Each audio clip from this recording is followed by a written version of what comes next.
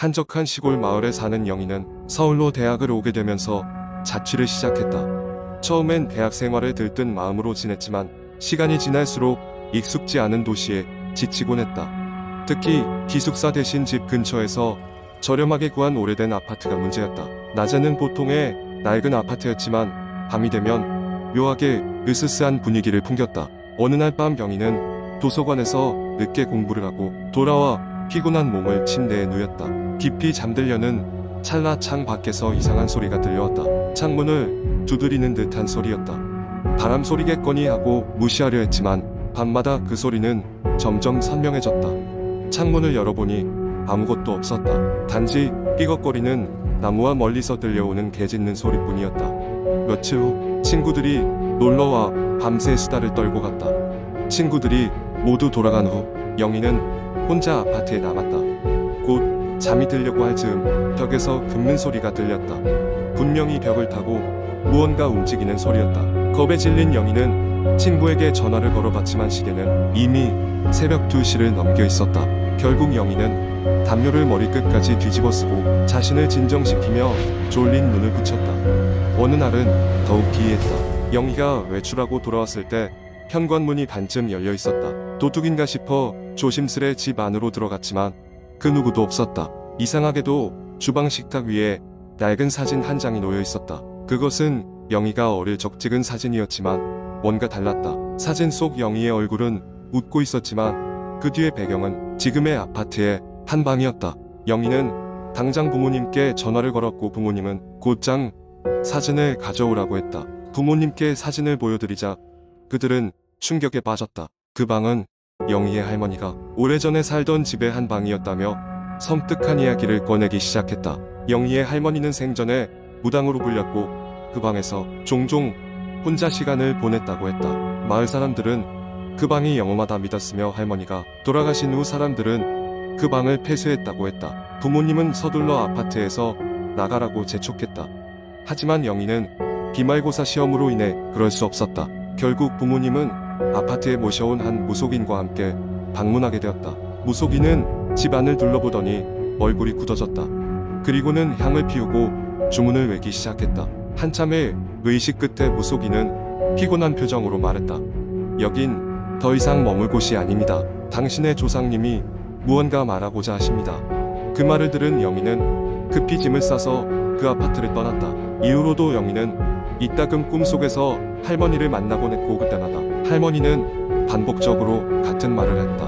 항상 조심해라 애야. 그리고 그 후 영희는 서울에서의 생활을 정리하고 시골로 돌아갔다. 그 일이 있은 후로 그녀는 결코 자신의 과거를 잊지 않았고 이상한 일이 생길 때마다 자신을 지키기 위해 조상에게 기도하며 살았다. 이 이야기는 인터넷을 통해 퍼져나가며 많은 사람들이 영희의 경험에 무서움을 느꼈다.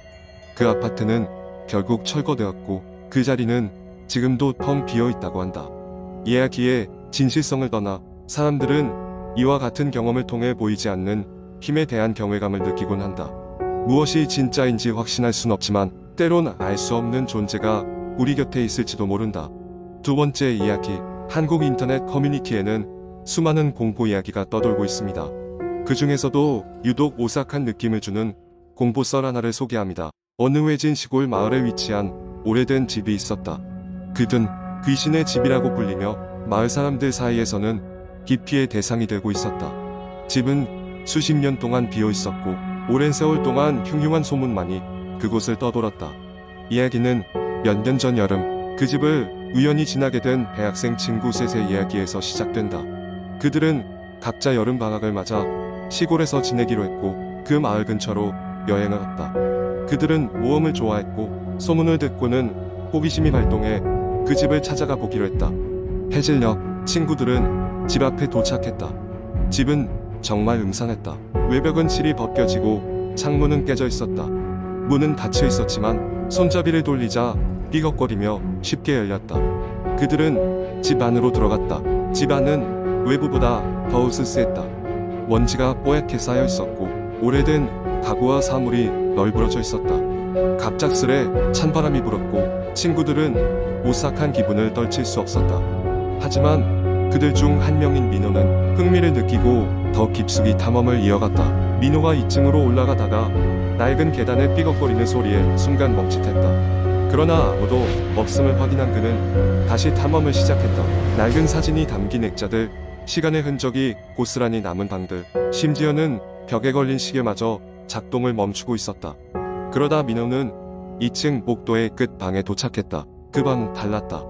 다른 방들과 달리 깨끗하게 정리되어 있었고 창문에는 하얀 커튼이 걸려 있었다. 이상한 기운이 감돌았다. 민호가 방 안으로 들어서자 갑자기 문이 쾅 하고 닫혔다. 문을 열려 했지만 꼼짝도 하지 않았다. 동시에 방 안의 어딘가에서 의문의 소리가 들려왔다. 그 소리는 마치 누군가가 낮게 읊조리는 소리처럼 들렸다. 민호는 등골이 오싹해졌고 문을 두드리며 외쳤다. 아래층에 있던 나머지 친구들은 민호의 소리를 듣고 황급히 위층으로 뛰어 올라왔다. 그러나 방은 빈 채였고 민호는 그곳에 없었다. 그 방에서 나온 것은 그저 차가운 공기와 정체불명의 속삭임 소리뿐이었다. 친구들은 공포에 휩싸여 집을 뛰쳐나왔고 결국 경찰에 신고했지만 민호를 찾을 수 없었다. 이후 그 집에는 다시 아무도 들어가지 않았고 민호의 행방도 여전히 미스터리로 남았다.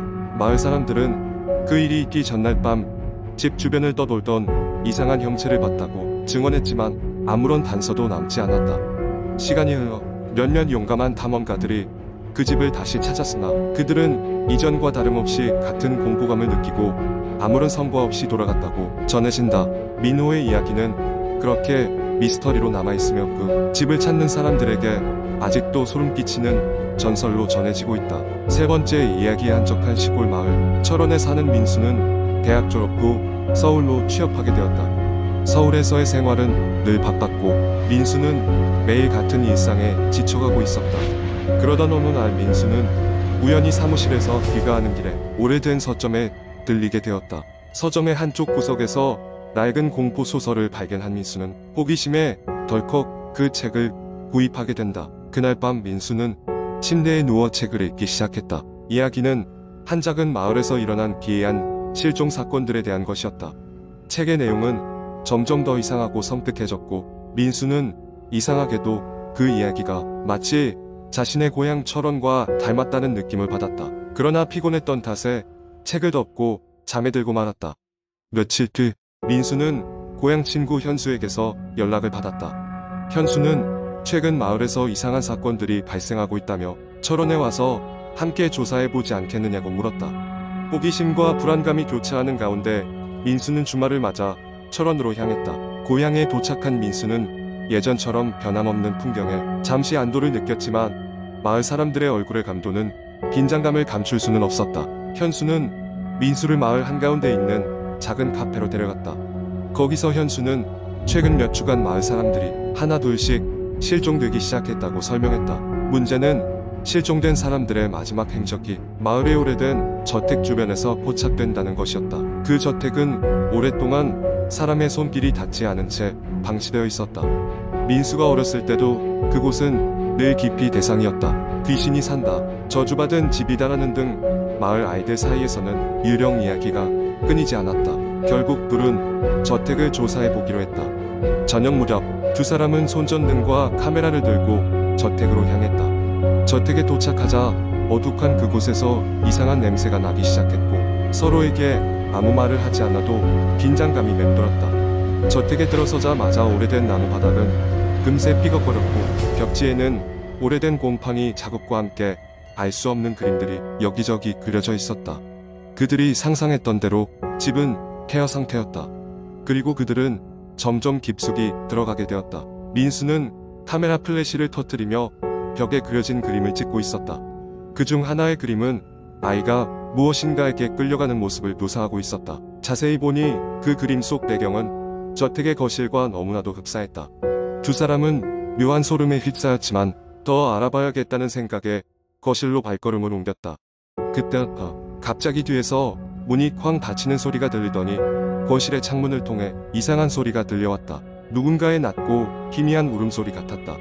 민수와 현수는 순간 멈춰섰지만 곧장 플래시를 켜고 창가 쪽으로 다가갔다. 창문 밖에는 어둠 속에서 뭔가 희미하게 움직이는 그림자들이 보였다. 현수가 조용히 창문을 열고 밖을 내다보았다. 그 순간 무언가 거친 손이 그를 덮쳤고 창 밖으로 끌고 가려 했다.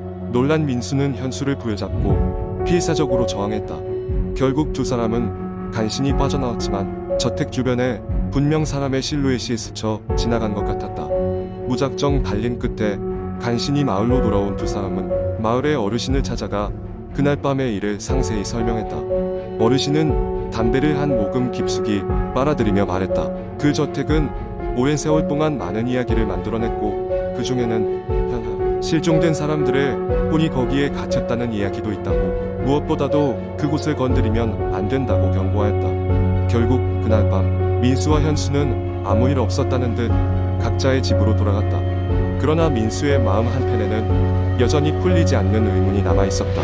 그리고 며칠 뒤 서울로 돌아온 민수는 문득 책상 위에 있던 공포 소설을 다시 꺼내들었다. 책의 마지막 장에는 이런 글이 적혀 있었다. 그들은 결코 돌아올 수 없다. 당신이 그들의 이야기를 듣는 순간 당신도 그들과 함께할 준비가 된 것이다. 민수는 등줄기가 오싹해지는 것을 느끼며 급히 책을 덮었다. 그리고 그날 밤 민수의 꿈속에서는 낡은 저택과 알 수 없는 웃음소리가 맴돌았다.